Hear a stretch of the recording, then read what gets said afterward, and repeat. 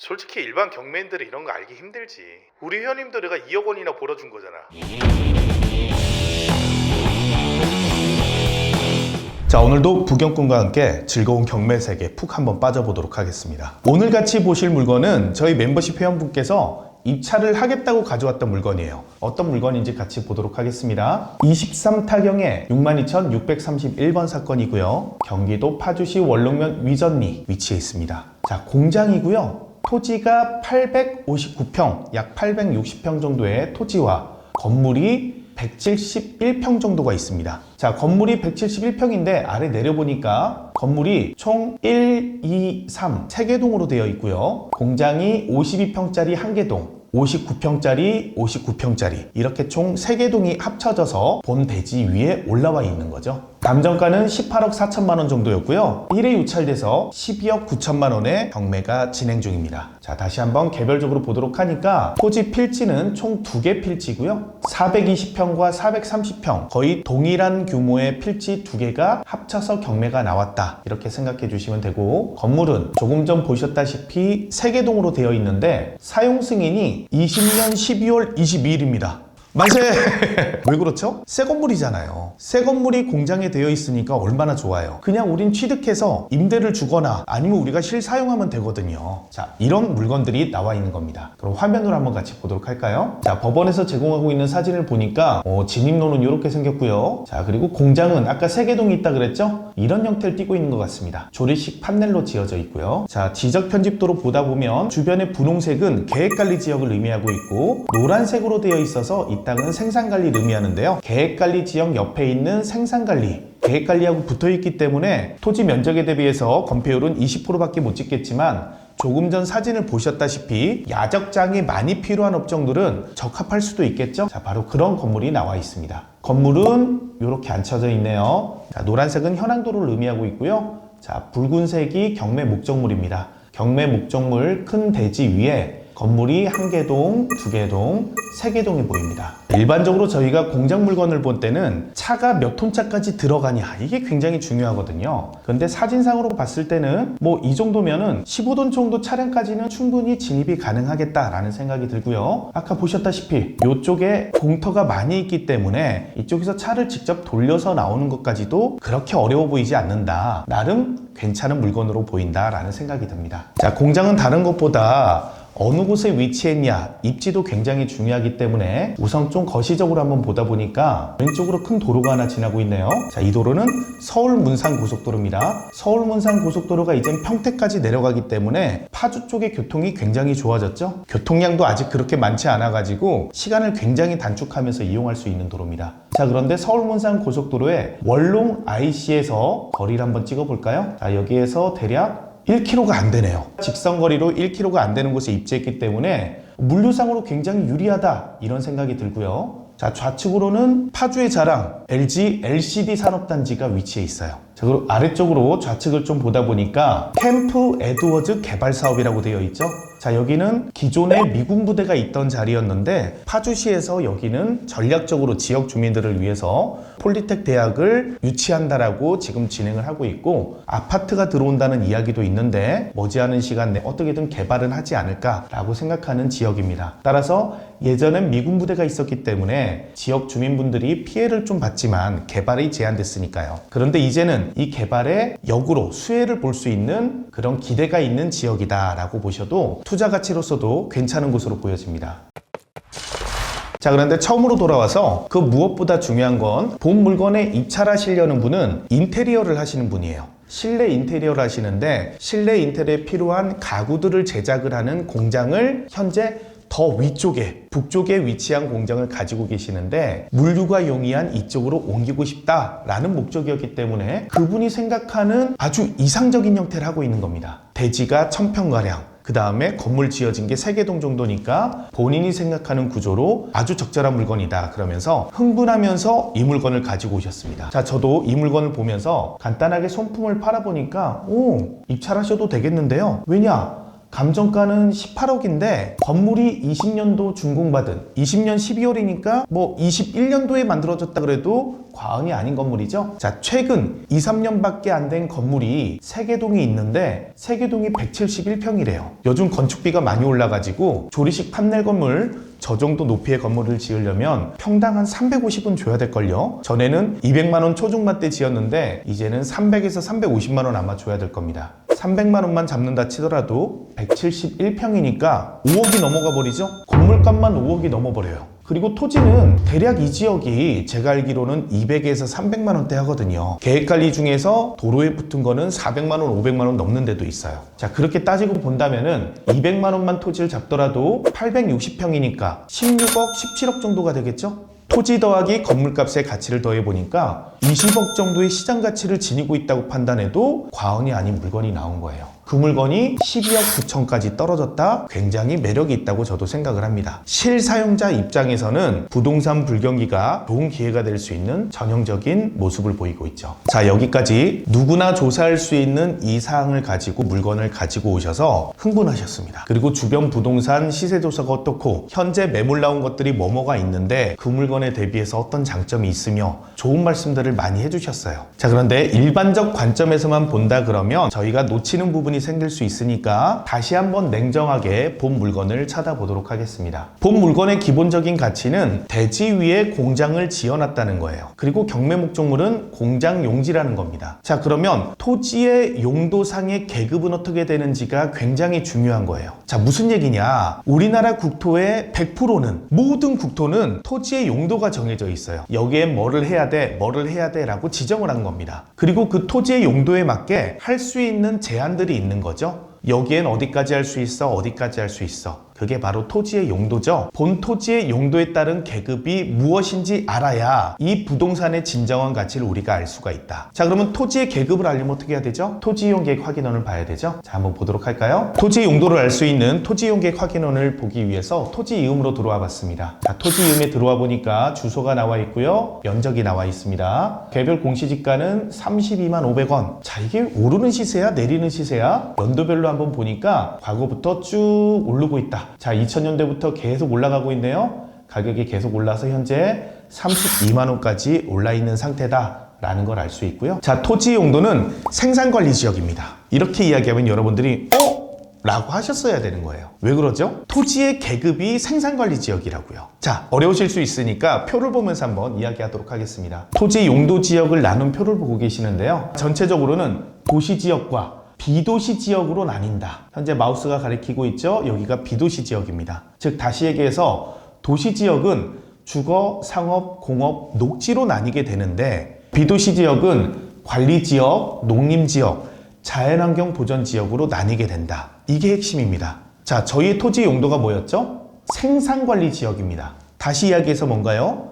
비도시 지역의 관리지역 중에 생산관리지역에 해당이 된다라는 거죠. 자, 그러면 생산관리지역은 어떤 계급이냐? 한번 그 뜻을 간단히 볼게요. 토지 용도는 부경꾼 채널에서 계속 지속적으로 틈날 때마다 여러분들한테 보여드리는데 이게 처음 볼 때는 잘 안 외워지겠지만 계속 보다 보면 우리가 좀 익숙해져야 돼요. 그래서 토지의 계급이 생산관리 지역이다 라고 했을 땐 여러분들이 마냥 좋은 건 아니래? 라고 생각하셨어야 돼요. 왜 그러느냐? 비도시 지역에서 제일 좋은 건 계획관리지역이거든요. 그리고 그 다음이 생산관리지역, 그 다음 덜 좋은 게 보존관리지역. 이렇게 계급이 내려간다고 보시면 돼요. 왜 그러느냐? 계획관리지역일수록 도시지역으로 편입이 예상돼서 개발을 많이 할 수 있다. 이렇게 생각하면 돼요. 자, 그럼 생산관리지역은 뭐냐? 생산관리지역의 뜻을 보니까 농업, 임업, 어업 생산 등을 하기 위해 관리가 필요하나 주변의 용도지역과의 관계 등을 고려할 때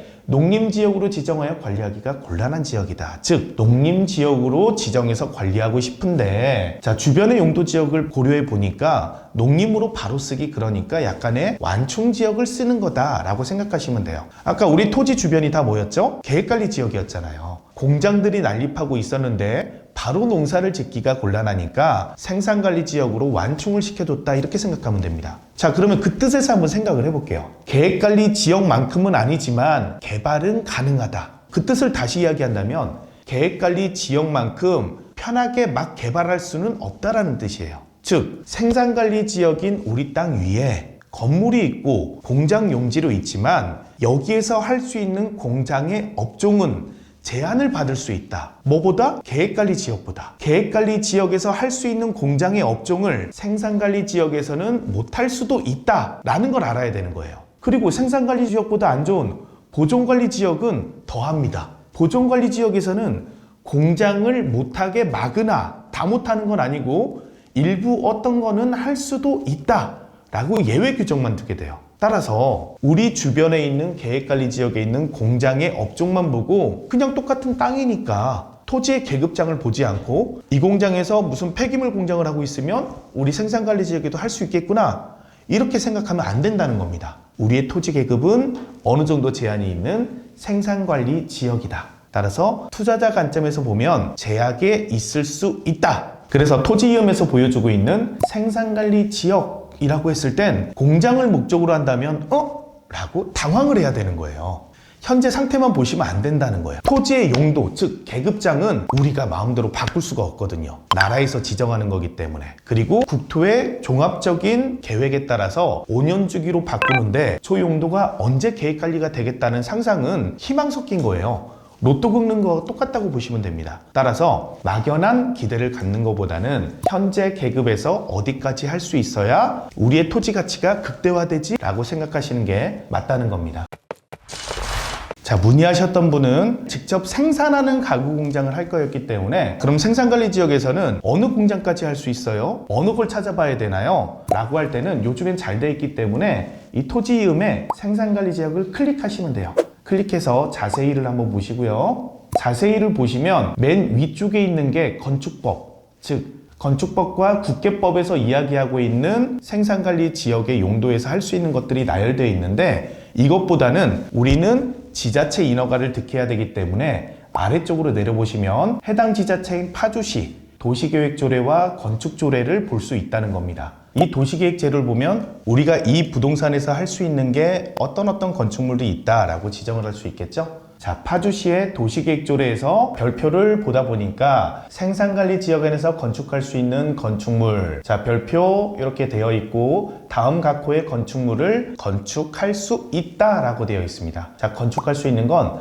단독주택, 공동주택, 근린생활시설 이렇게 쭉 나와 있고요. 아래쪽도 보다 보면은 창고도 할 수 있네요. 근데 창고를 할 수 있는데 단서가 있어요. 농업, 임업, 축산업, 수산업용만 해당한다. 즉 농축산과 관련되지 않은 창고는 할 수 없다는 이야기가 되겠죠. 자, 그리고 위험물 저장 처리 시설, 자동차 관련 시설 중에 어떤 걸 할 수 있다 이런 식으로 쭉 명시가 되어 있어요. 자, 그런데 우리는 공장을 하려는 목적이다 보니까 11번 항을 보니까 공장 중 도정공장, 식품공장과 읍면지역에 건축하는 제조업의 공장으로서 다음에 어느 하나에 해당하지 않는 것이라고 되어 있어요. 즉 공장을 할 수 있는 게 제한이 되어 있습니다. 도정공장, 식품공장, 그리고 제재업의 공장은 할 수 있는데 이 중에서도 여기에 해당하면 안 된대요. 무엇이 있나 봤더니 대기환경보존법이나 물환경보존법에 저촉되는 사항이 있으면 그나마 그 공장도 할 수 없다. 즉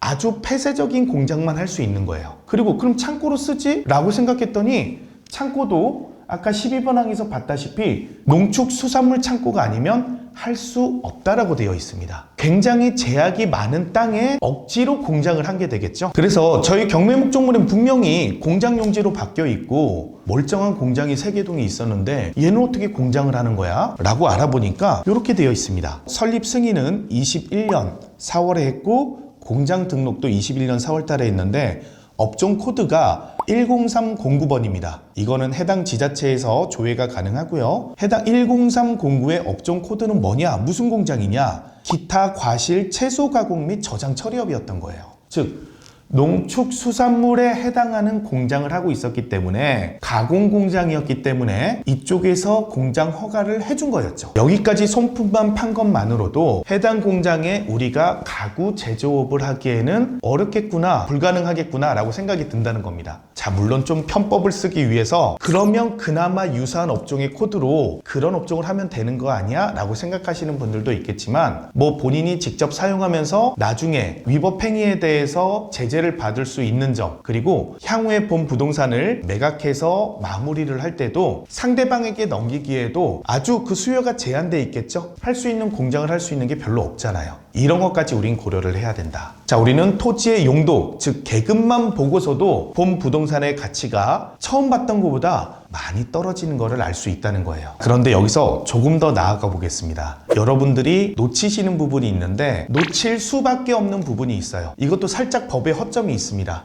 기업지원과에 전화해서 해당 물건을 문의하다 보면 업종 코드에 대해서 이야기하다 보면 그 이야기만 하게 되겠죠. 즉 다시 이야기해서 나는 식품 가공 공장을 할 거야. 그리고 지자체에 문의했더니 된대. 그럼 본 부동산은 가치가 있는 부동산이 되겠죠? 상계와 같은 방법으로 해당 지자체 기업 지원 담당자하고 우리가 원하는 업종을 본 부동산에 할 수 있냐를 지속적으로 질의를 했는데 마땅한 답이 나오지 않았습니다. 그래서 저희의 멤버십 회원분께는 아쉽지만 다른 물건을 찾아보자 라고 이야기했는데 따다단 본 부동산이 낙찰돼 버렸어요. 저는 유찰될 가능성도 있다고 봤는데 입찰을 5분이나 하셨습니다. 그리고 본 부동산이 15억 2,100만 원의 낙찰을 받았어요. 그리고 경매정보지에서 낙찰자의 이름을 보여주고 있기 때문에 이름 매수인을 보면서 저는 조금 우려스러웠습니다. 왜냐하면 매수인의 이름이 대한가구 땡땡땡땡 조합이었던 거예요. 가구 조합에서 본 부동산을 낙찰받았으면 저희가 검토했던 가구의 제조를 위해서 했을까? 그랬을 수도 있겠죠. 제조 공장이 아니라 치더라도 그러면은 본 부동산을 조합에서 필요한 물류 창고로, 가구의 창고로 쓰려고 그러나? 그런데 우리는 아까 보셨지만 농수축산물의 창고가 아니면 창고도 못하는 곳이에요. 그래서 조금 심히 우려가 됐습니다. 자, 낙찰자 이름만 보고 제가 섣부르게 토지의 용도, 즉 생산관리지역인 걸 모르고 이 공장 코드를 여기가 못한다고 사람들이 모르고 입찰을 하지 않았을까라고 생각하는 건 정말 제 기우일 수 있습니다. 설마 5분이나 입찰했는데 5분이 내 공장이 이쪽에다 맞는 업종일지 그거 문의조차 안 했을까요? 그리고 문의를 하시고 알아봤다 그러면 내가 활용할 수 있거나 아니면 임대를 줄 수 있다고 확신이 드니까 본 부동산을 낙찰 받으셨겠죠. 그런 면에서 본다면 자, 최고가 매수 신고인인 저 조합에서도 충분히 다른 목적으로 저 부동산을 낙찰 받았을 가능성이 있죠. 그러면 제 오지랖이지만 그래도 제 판단에는 입찰한 5분 모두 다 모르는 사항이 있습니다. 그 사항을 말씀드리고 싶은 게 오늘 영상의 핵심인데요. 처음에 물건 소개를 하면서 건물이 세개동에 있습니다. 20년 12월에 만들어진 신축입니다를 제가 강조했었죠. 그리고 표현을 와 좋네요 그랬어요. 왜냐? 신축이니까. 좋으니까. 자, 그런데 여기서 여러분들이 놓칠 수밖에 없는, 알 수가 없어요. 알 수가 없는 하자사항이 발생할 수 있다. 저는 예전에 이 사항을 몸소 느끼고 나서 신축 공장 건물에 대해서는 조심하는 게 있어요. 자, 그건 무엇이냐? 신축 당시 그 이전에 토지는 무엇으로 사용되고 있었나? 즉, 토지가 예전부터 공장 용지였었나? 더 정확히 이야기한다면 5년 전에는 어떻게 사용을 했었나? 바로 이 부분입니다. 제 주장에 따라서 해당 부동산이 어떤 용도로 사용됐는지 궁금하니까 네이버 지도로 가서 저희 부지를 위성지도로 보니까 위성지도가 모자이크로 나와요. 그렇죠. 군사 보안 지역이거나 국가 중요 시설일 때는 이쪽은 전방 지역이기 때문에 일정 선 이상은 다 모자이크 처리해서 정확하게 식별이 안 되게 만들어 놨습니다. 그 땅이 우리 땅이 걸쳐 있어요. 그래서 우리 땅이 어떤 현황이었는지 보기에는 쉽지가 않습니다. 그러나 우리에겐 구글이 있죠. 나라에서 보지 말라는데 굳이 보고 싶지 않지만 너무 궁금하니까 구글 지도로 한번 보도록 하겠습니다. 구글어스에 들어와서 저희의 현재 상태 지도를 보고 있습니다. 모자이크 처리가 안 됐으니까 식별이 가능하죠? 자, 보니까 건물 3개동이 있고 나대지가 크게 있습니다. 생산관리 지역이기 때문에 전체 대지 면적의 20%나 30%밖에 못 짓죠? 도시계획 조례를 봐야 됩니다. 자, 그래서 이렇게 공터가 많이 있죠. 이 땅인데 현재 이 지도는 22년 5월달 사진이네요. 자, 그래서 조금만 뒤로 가보겠습니다. 20년 4월 지도가 있는데 즉 2, 3년 전으로만 돌아가더라도 저희의 목적물은 농지로 되어 있어요. 농지를 공장으로 개발을 한 게 되겠죠. 농지 전용을 통해서 개발을 했다. 자, 그러면 해당 부동산은 농지일 때보다 가치가 많이 올라갔죠. 농지일 때 가격보다 가격이 훨씬 비쌉니다. 왜 비싸지죠? 농지일 때는 농사만 지어야 돼요. 우리나라는 농지법이 굉장히 세기 때문에 경자유전 법칙에 따라서 농사를 짓는 사람만 농지를 취득해야 됩니다. 따라서 그 수요가 제한적이고 농사만 지어야 되는데 이 부동산을 개발을 한 거예요. 개발을 해서 공장용지로 만들었기 때문에 토지의 개발 가능성과 향후의 매수자들이 광범위해졌기 때문에 투자 가치가 높아진 거죠. 그리고 결정적으로 본 농지 가격에 더해서 본 농지를 전용하기 위해선 농지 보전 부담금을 납부를 해야 되는 거예요. 농지 보전 부담금까지 납부를 했기 때문에 본 부동산의 가격은 비싸게 형성될 수밖에 없죠. 다시 이야기한다면 농지 보전 부담금은 농지를 보호해야 되는 나라의 입장상 농지의 생산성을 올려야 되는데 이 농지를 굳이 개발하겠다 그러면 그에 상응하는 비용을 납부하라는 거예요. 농지가 줄어들므로 인해서 생산성이 떨어지는데 이 대체 비용을 가지고 다른 농지를 더 발전시켜서 농업의 생산성은 동일하게 유지하겠다라는 정책에 따라서 농지 보전 부담금을 내는 거고요. 농지 보전금의 납부 기준은 해당 공시지가의 30%를 납부해야 되는데 제곱미터당 5만 원이 상한선입니다. 그래서 일반적으로는 아주 비도시 지역의 읍면리에 아주 소외된 지역의 공시지가 싼 땅을 제외하고는 5만 원으로 계산하는 게 일반적이겠죠? 따라서 5만 원 곱하기 평으로 따지면 3.30578호를 곱해보면 16만 5천 원 정도가 평당 농지 전용 부담금이다. 이렇게 판단을 하는데 저희 토지의 해당 공시지가를 보니까 32만 500원이 되고요. 32만 500원에 0.3을 해보니까 96,150원이 나오죠. 따라서 저희의 해당 목적물을 농지에서 대지로 전용하기 위해서는 부담금이 제곱미터당 96,150원인데 조금 전 이야기했듯이 상한선이 있다 그랬죠? 시행령에서 상한선을 정했습니다. 제곱미터당 5만 원은 넘지 않는 거예요. 따라서 요걸 지워버리고 5만 원이 계산되는 겁니다. 5만 원이 계산되는데 제2의 해당 면적만큼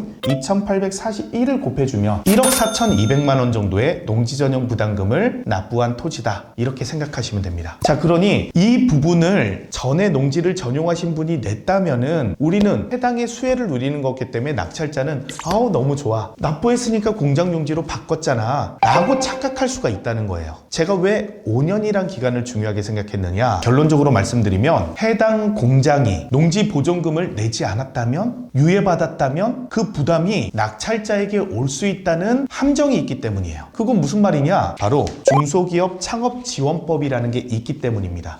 자, 이건 뭐냐면 공장 설립 승인을 받은 창업기업에 대해서 창업기업은 개시날로부터 해당 부담금을 면제받는다라고 되어 있어요. 면제받는 걸 보니까 농지 보전 부담금, 초지 조성비, 산림자원 조성비, 개발 부담금까지 면제를 받을 수가 있다는 거예요. 즉 다시 이야기해서 해당 지자체마다 기업을 유치하기 위해서 중소기업 창업지원법을 활용을 해서 기업을 유치하고 있는 거예요. 창업기업으로 인정을 받으면은 농지 보존 부담금 그리고 개발 부담금까지 면제를 받을 수 있다는 겁니다. 따라서 5년 안에 농지였다가 공장으로 바뀐 창업기업이 입점해서 공장을 받은 것 같은 예상이 들면은 꼭 알아봐야 되는 거예요.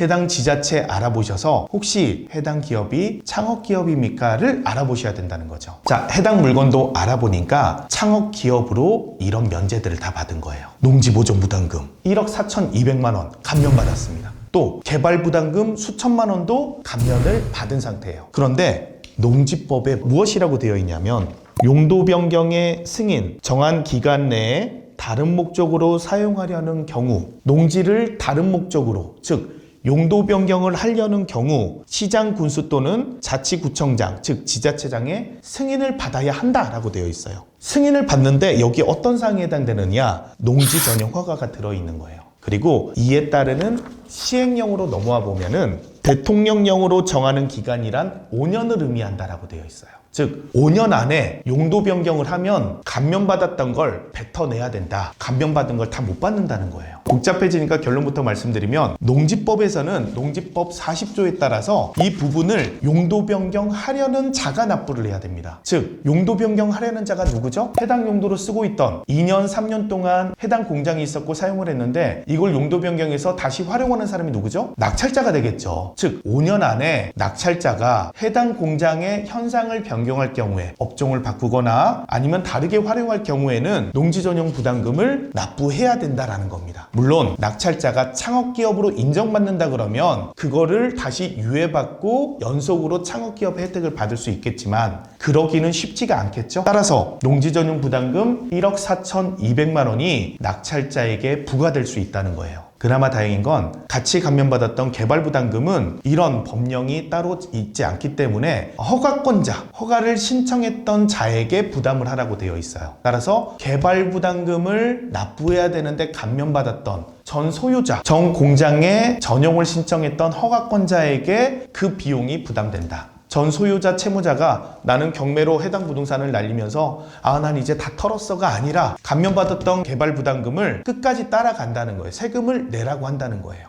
지루했던 부분 다 잘라버리고 편집만 잘했어. 네.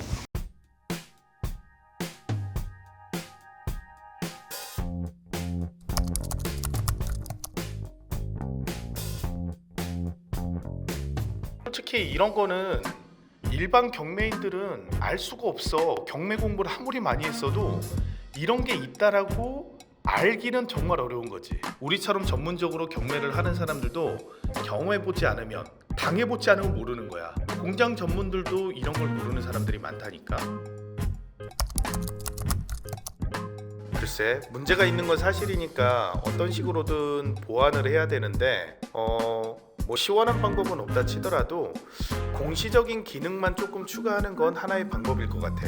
뭐 예를 든다면 건물을 준공하고 나서 지목 변경이 이루어지니까 건물 준공은 정상적으로 내주되 지목 변경을 신청하면 지목 변경은 면제가 완료되는 시점인 5년이 지나야지만 지목 변경이 가능하도록 한다면, 뭐 예를 들어서 매매나 경매로 취득하는 사람이 지목 변경이 아직은 농지로 되어 있으니까 왜 아직 지목이 농지지? 라고 조사를 해볼 거 아니야. 그렇다 그러면 여기는 창업기업으로 면대받은 곳이구나 라는 사실을 안다면 조금 더 효과가 있지 않을까?